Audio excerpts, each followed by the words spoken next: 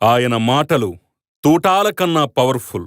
ఆయన అభిమానులు ముద్దుగా టైగర్ అని పిలుచుకుంటారు. తెలంగాణ రాజకీయాల్లో నిజంగా ఆయనొక బొబ్బిలి పులి. తెలంగాణ రాజకీయాల్లో దూకుడున్నటువంటి నేత, దూకుడైన రాజకీయవేత్త ఎవరంటే అది రేవంత్ రెడ్డి మాత్రమే అని ఎవరైనా సరే టక్కున చెప్తారు. మరి రేవంత్ రెడ్డి జీవిత ప్రస్థానం, రాజకీయ ప్రస్థానం ఏ విధంగా కొనసాగాయో ఈ వీడియోలో తెలుసుకునే ప్రయత్నం చేద్దాం. రేవంత్ రెడ్డి తెలంగాణలో ఒక మారుమూల గ్రామంలో జన్మించారు.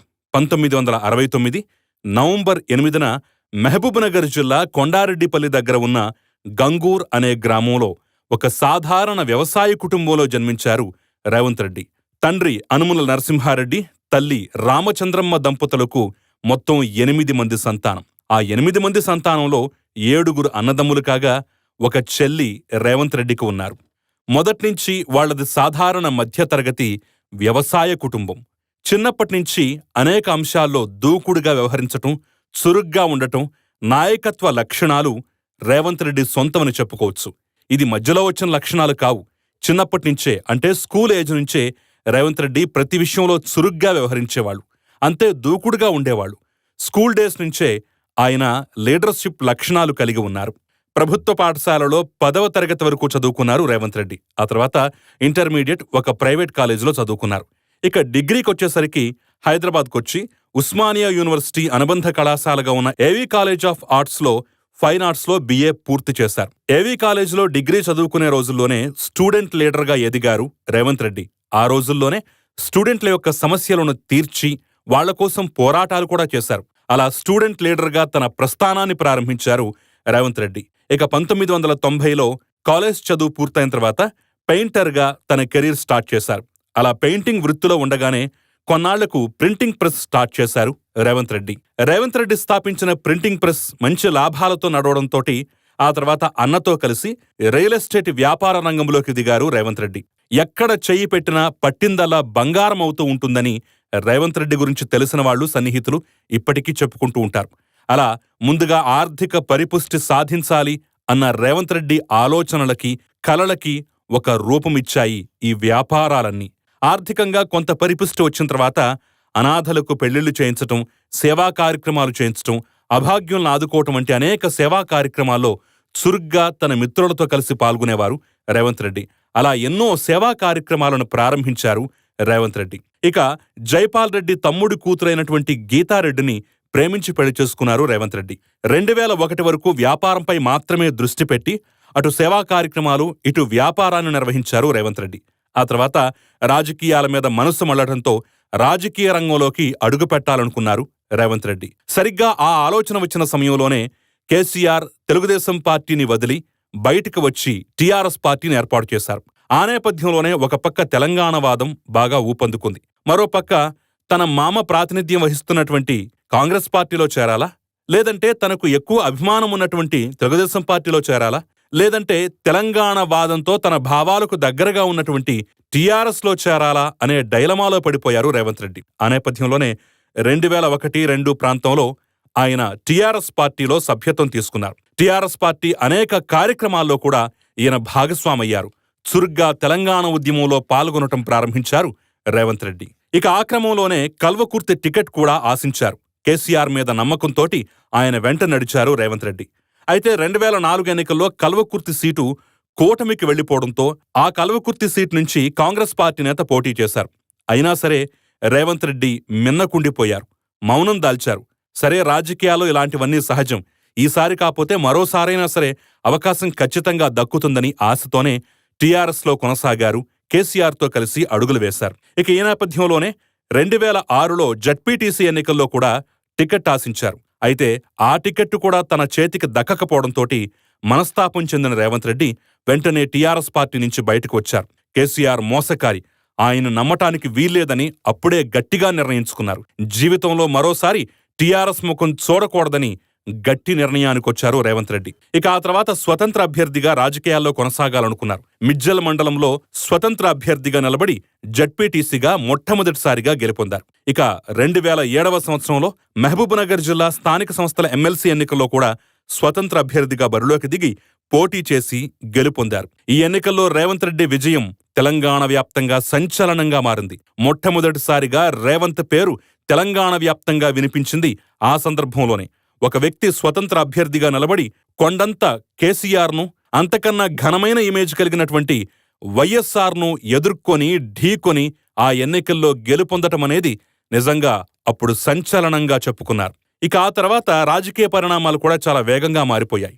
రేవంత్ రెడ్డికి టికెట్ ఇచ్చేందుకు ఒక పక్క టీఆర్ఎస్, మరోపక్క కాంగ్రెస్, మరోపక్క తెలుగుదేశం పార్టీ బలంగా ప్రయత్నించాయి, పోటీ పడ్డాయి. ఈ నేపథ్యంలోనే తనకెంతో అభిమానం కలిగినటువంటి టీడీపీ వైపు మొగ్గు చూపారు రేవంత్ రెడ్డి. ఎమ్మెల్సీ అభ్యర్థిగా తాను గెలుపొందినటువంటి సర్టిఫికెట్ తీసుకుని వెళ్లి చంద్రబాబు నాయుడు సమక్షంలో తెలుగుదేశం పార్టీ తీర్థం పుచ్చుకున్నారు రేవంత్ రెడ్డి. అలా ఆ క్షణం నుంచి తెలుగుదేశం పార్టీ సభ్యునిగా చురుగ్గా పాల్గొన్నారు. శాసన మండలిలో తన గొంతును బలంగా వినిపించి ప్రత్యర్థులకు చుక్కలు చూపించారు రేవంత్ రెడ్డి. ఇక తెలుగుదేశం పార్టీ పెట్టుకున్నటువంటి నమ్మకాన్ని వమ్ము చేయకుండా అనేక పోరాటాల్లో కూడా భాగమయ్యారు రేవంత్ రెడ్డి. తెలుగుదేశం పార్టీ 2009 ఎన్నికల్లో ఖచ్చితంగా గెలుస్తుంది అనే నమ్మకంతోటి బరిలోకి దిగిన రేవంత్ రెడ్డి తెలుగుదేశం పార్టీ నుంచి టికెట్ ఆశించారు. ఇక ఈ క్రమంలోనే చంద్రబాబు నాయుడు కూడా రేవంత్ రెడ్డి మీద నమ్మకంతో కొడంగల్ టికెట్ ని 2009లో రేవంత్ రెడ్డికి కేటాయించారు. అనుకున్నట్లుగానే ఆ ఎన్నికల్లో 7,000 ఓట్ల మెజారిటీతోటి రేవంత్ రెడ్డి ఎమ్మెల్యేగా గెలుపొందారు. అయితే ఆ ఎన్నికల్లో తెలుగుదేశం పార్టీ ఓటమి పాలవడంతో ప్రతిపక్షానికే పరిమితం అవ్వాల్సొచ్చింది రేవంత్ రెడ్డి. అయినా సరే దాన్నేదీ పట్టించుకోకుండా అసెంబ్లీలో వైఎస్ఆర్కి ధీటుగా తెలుగుదేశం పార్టీ తరపున వాణి వినిపించి చుక్కలు చూపించారు. తెలుగుదేశం పార్టీకి గొప్ప అసెట్గా మారారు రేవంత్ రెడ్డి. ఇక 2009లో వైఎస్ఆర్ మరణం తర్వాత అనూహ్యంగా రాజకీయ పరిణామాలు మారిపోవటం, తెలంగాణ ఉద్యమం మరింత ఊపందుకోవడంతో కొంత చిక్కుల్లో పడింది తెలుగుదేశం పార్టీ. అటు ఆంధ్ర ప్రాంత ప్రజలకు నష్టం కలగకుండా, వాళ్ల మనసు నొప్పించకుండా, వాళ్ల కోపం రాకుండా, ఇటు తెలంగాణ వద్దంటే తెలంగాణ ప్రాంత ప్రజలకు ఎక్కడ కోపం వస్తుందో అనే ఉద్దేశంతో 2 కళ్ల సిద్ధాంతం అన్నట్లుగా చంద్రబాబు నాయుడు వ్యవహరించిన సమయంలో కూడా రేవంత్ రెడ్డి బలంగా తమ వాణి వినిపించే ప్రయత్నం చేశారు. చంద్రబాబు నాయుడు కూడా తెలంగాణకి మద్దతిచ్చిన నేపథ్యంలో అసెంబ్లీలోనూ బయట తెలంగాణ వాణి గట్టిగా వినిపించి చెలరేగిపోయారు రేవంత్ రెడ్డి. అనూహ్య పరిణామాల నేపథ్యంలో 2014లో రాష్ట్ర విభజన జరగటం, ఆ సందర్భంలో కూడా తెలంగాణలో కొడంగల్ స్థానం నుంచి రేవంత్ రెడ్డి గెలుపొందటం. అయితే తెలుగుదేశం పార్టీ బాగా బలహీన పట్టంతో కొంత స్తబ్దుగా ఉండాల్సిన పరిస్థితి. ఇక ఈ నేపథ్యంలోనే వరుస పెట్టి తెలుగుదేశం నేతలందర్నీ ఆపరేషన్ ఆకర్ష్ పేరుతోటి కేసీఆర్ లాక్కునే ప్రయత్నం చేస్తున్న సందర్భంలో రేవంత్ రెడ్డి మాత్రం గట్టిగా నిలబడ్డారు, పోరాడారు. ఆ పోరాట ఫలితంగానే ఆయన తెలుగుదేశం పార్టీ తెలంగాణ శాఖకి వర్కింగ్ ప్రెసిడెంట్ కూడా అయ్యారు. ఇక కేసీఆర్ కపట నీతి ముందు ఎక్కడా నిలవలేకపోయారు రేవంత్ రెడ్డి. ఆయన జీవితంలో గడ్డు పరిస్థితులు, గడ్డు సమయం అంటే అది 2015 అనుకోవచ్చు. ఆ సమయంలోనే ఓటుకు నోటు కేసులో రేవంత్ రెడ్డి అరెస్టు కావటం తెలంగాణ వ్యాప్తంగా సంచలనంగా మారింది.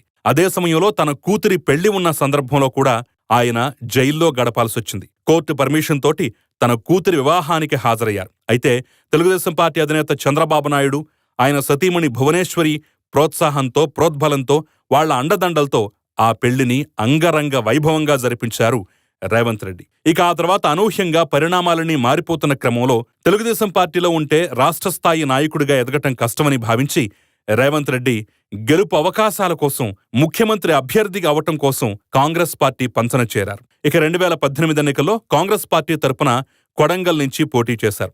అయితే కేసీఆర్ అన్ని అస్త్ర శస్త్రాలు ఉపయోగించి, అన్ని శక్తులు ఒడ్డి రేవంత్ రెడ్డి ఓడిపోవటానికి సర్వశక్తులు ఒడ్డి ప్రయత్నం చేసిన కేసీఆర్ ప్రయత్నాలన్నీ పూర్తిగా ఫలించాయి.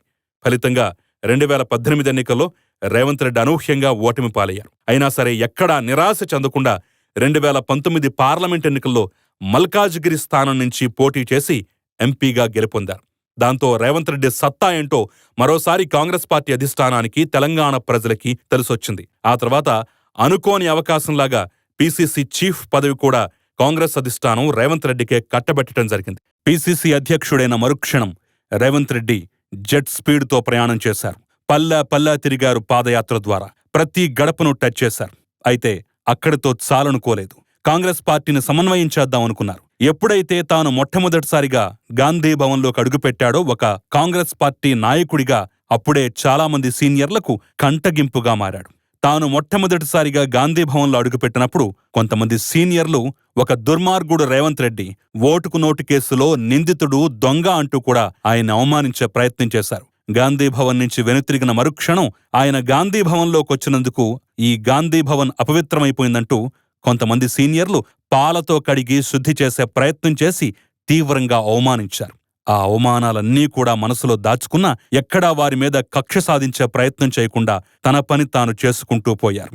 ఆ నేపథ్యంలోనే వరుసగా తెలంగాణలో ఉప ఎన్నికలు రావటం, అప్పటికే బీజేపీ ప్రభావంతోటి ఇటు కాంగ్రెస్ పార్టీకి రేవంత్ రెడ్డి ఉన్నాడు అనే ధైర్యం, ఊపు వచ్చినా సరే బీజేపీ ప్రభావం గట్టిగా ఉండడంతోటి ఆ 3 ఉప ఎన్నికల్లో 2 ఉప ఎన్నికల్లో కాంగ్రెస్ పార్టీ చిత్తుగా ఓడిపోయింది.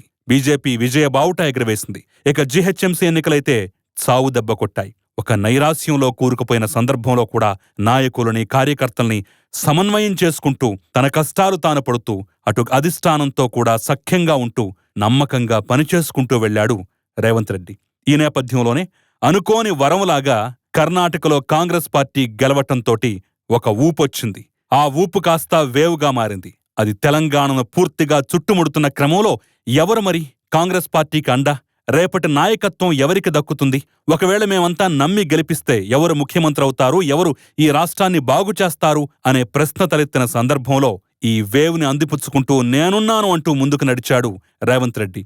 ఒకటా రెండా ఎలక్షన్ నోటిఫికేషన్ వచ్చిన దగ్గర నుంచి దాదాపు 80-90 సభల్లో పాల్గొన్నాడు. ప్రత్యక్షంగా పరోక్షంగా పాల్గొంటూ కేడర్కి, నాయకత్వానికి ఊపు తీసుకొచ్చే ప్రయత్నం. తెలంగాణ అంతటా కాంగ్రెస్ పార్టీకి ఒకే ఒక్కడున్నాడు, అది రేవంత్ రెడ్డి మాత్రమే అని అందరి చేత అనిపించుకునేలా చేశాడు. ప్రతి సీనియర్ నాయకుడు కేవలం నియోజకవర్గానికి మాత్రమే పరిమితమైపోయి తాను గెలిస్తే చాలు అని ప్రయాసపడుతున్న సందర్భంలో రేవంత్ రెడ్డి మాత్రం తాను ఖచ్చితంగా గెలుస్తాను, నేను నా కొడంగల్లో ప్రచారం చేయాల్సిన అవసరం లేదంటూ కూడా కేసీఆర్ని ఢీకొట్టేందుకు కామారెడ్డిలో పోటీ చేస్తూనే 80-90 నియోజకవర్గాల్లో సుడిగాలి పర్యటనలు చేశారు. అంతేకాదు ఒక పక్క ప్రచారంలో, ఒక పక్క టీవీ ఇంటర్వ్యూల్లో పాల్గొంటూ ఇంటా బయట సోషల్ మీడియాలోనూ, మెయిన్ స్ట్రీమ్ మీడియాలోనూ అంతటా తానే నిలిచి విజయ తీరాలకు చేరేంత వరకు ఎక్కడా విశ్రమించలేదు రేవంత్ రెడ్డి.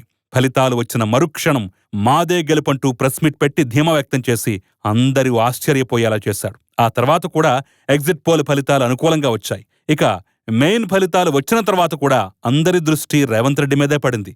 ఆయనే సీఎం అంటూ ప్రజలు బ్రహ్మరథం కట్టారు. ఏ గాంధీ భవన్లో అయితే తానడుగుపెట్టినందుకు పాలతో శుద్ధి చేశారో అదే గాంధీ భవన్ కి తన ఇంటి నుంచి పూలమాలలతోటి, కాంగ్రెస్ పార్టీ జెండాలతోటి పెద్ద ఎత్తున కాంగ్రెస్ పార్టీ నాయకులు, కార్యకర్తలు ర్యాలీగా తీసుకొచ్చి ఒక ఊరేగింపులాగా, ఒక ఉత్సవంలాగా ఆయన్ని గాంధీ భవన్లో కూర్చోబెట్టి మా సీఎం నువ్వే, నువ్వు సీఎం అయితేనే మాకు సంతోషం అంటూ కూడా వాళ్ళందరూ అక్కడ ప్రతిజ్ఞ చేసిన పరిస్థితి కనిపించింది. ఈ నేపథ్యంలోనే కాంగ్రెస్ పార్టీ అధిష్టానం కూడా రేవంత్ రెడ్డికి అనుకూలంగా నిర్ణయం తీసుకుని ఆయన్నే ముఖ్యమంత్రిని చేస్తూ ప్రకటన కూడా వెలువరించింది. మరి విభజిత తెలంగాణకి రెండో ముఖ్యమంత్రిగా ప్రమాణ స్వీకారం చేయబోతున్న కాంగ్రెస్ పార్టీ నేత, పీసీసీ చీఫ్ రేవంత్ రెడ్డి రేపటి రోజున చక్కని సుపరిపాలన అందించి ప్రజల హృదయాల్లో, కాంగ్రెస్ పార్టీ నేతల్లో చెరగని ముద్ర వేయాలని మనమందరం కోరుకుందాం.